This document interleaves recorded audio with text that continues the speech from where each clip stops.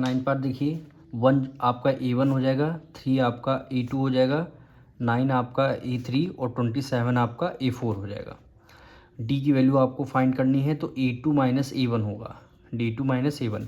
A2 की value 3 minus A1 की value 1, 3 में से 1 गया, आपका क्या आ जाएगा 2 आ जाएगा। और डी की वैल्यू A3 माइनस A2 आ जाएगा, A3 माइनस A2, A3 की वैल्यू 9 माइनस 2 की वैल्यू 3 आ जाएगी। 9 में से 3 माइनस कर देंगे कितना 6 आ जाएगा। यानी एक में डी की वैल्यू 2 आया है, दूसरे डी में 6 आया है। देखिए डी की वैल्यू सेम नहीं है, तो अगर डी की वैल्यू सेम नहीं है तो ये आपकी AP नहीं है। तो common difference is not same, common difference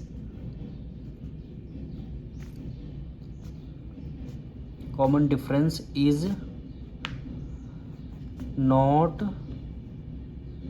same, so it is an AP, so it is not an AP, so it is not an AP।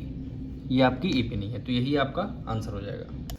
ये आपका A1 हो जाएगा, ये आपका A2, ये आपका A3 और ये आपका A4। यहाँ से D की वैल्यू आपको फाइंड करनी है तो A2 माइनस A1 हो जाएगा। ठीक, A2 आपका 2A हो जाएगा माइनस A1, A आपका A हो जाएगा, A1 आपका A हो जाएगा। यानी 2 में से यहाँ भी है यहाँ भी है, तो A को 1 टाइम लिख लेंगे। तो यहाँ 2 है, यहाँ पे कुछ नहीं, इसका मतलब 2 में से 1 माइनस कर देंगे 1 आ जाएगा। तो यहाँ पे 1 का मतलब है A हो गया केवल। ठीक, दूसरा D निकालेंगे हम। इस बार हमने A3 माइनस A2 कर रहे हैं, A3 माइनस A2, A3 की वैल्यू 3A हो जाएगा माइनस A2 की वैल्यू 2A हो जाएगा। ठीक, 3 में से 2 माइनस कर देंगे 1, 1 का मतलब है केवल A हो जाए। कॉमन डिफरेंस यहाँ पे सेम है, कॉमन डिफरेंस सेम है तो आपका ये AP है। Common difference is same, common difference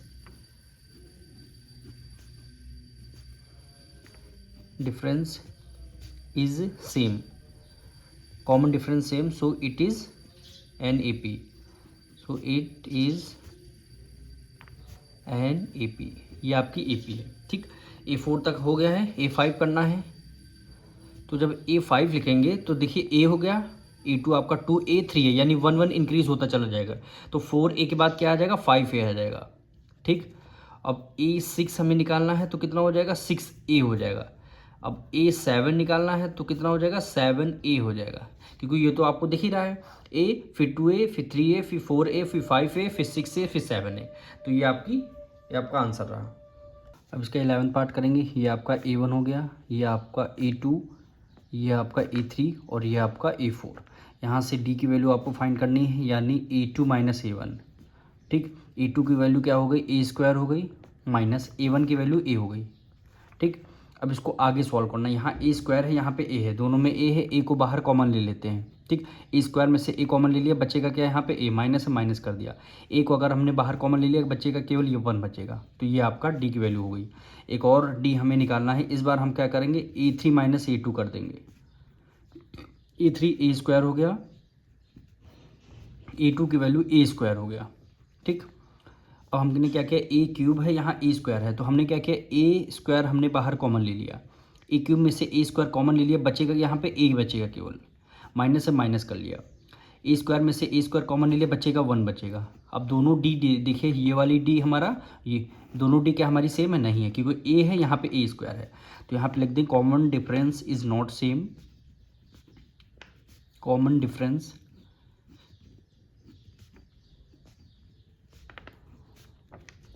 is not same,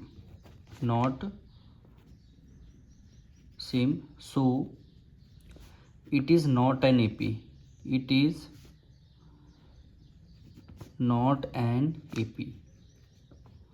ये आपकी AP नहीं है। इसका 12 पार्ट देखिए, √2, √8, √18, √32। सबसे पहले हम क्या करेंगे, √2 को हमने एज इट इज़ कर दिया।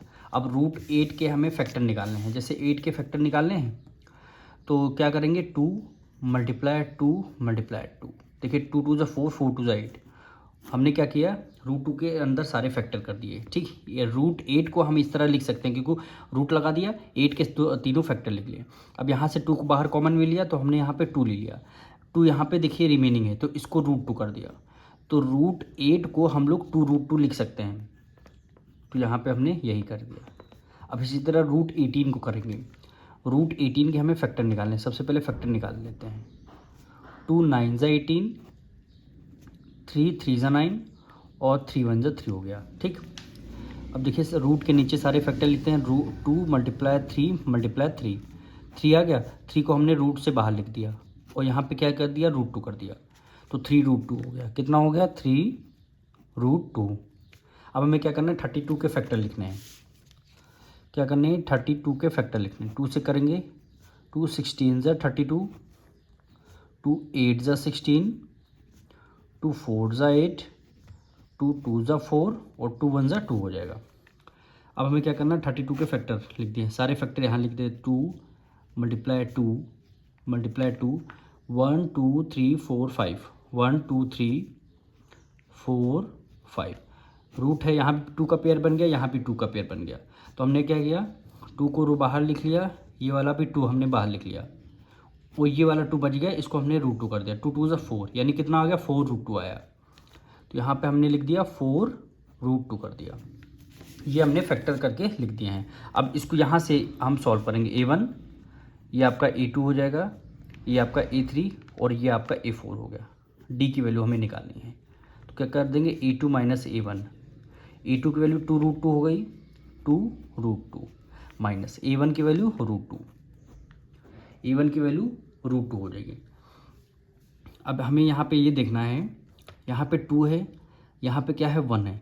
2 में से 1 माइनस कर देंगे, 1 आएगा। 1 का मतलब है केवल रूट 2 लिख लेंगे, केवल रूट 2 हमारा आ जाएगा, क्योंकि रूट 2 से पहले 1 का लिखने को मतलब 1 की मल्टीप्लाई रूट 2 से कर देंगे, रूट 2 आ जाएगा। इसी तरह एक और हमें D निकालना होगा। इस बार हम A3 माइनस A2 कर देंगे, A3 माइनस A2 कर देंगे। A3 की value 3 root 2, 3 root 2 minus A2 की वैल्यू 2 रूट 2, 2 रूट 2 आ गया। दोनों में रूट 2 है, तो एक हमने रूट 2 को बाहर कर दिया। ठीक, यहाँ पे 3 है, यहाँ पे 2 है, 3 में से 2 माइनस कर देंगे, 1, 1 का मतलब है 1। देखिए दोनों कॉमन डिफरेंस सेम आए हैं, तो यहाँ पे लिख देंगे कॉमन डिफरेंस इज सेम,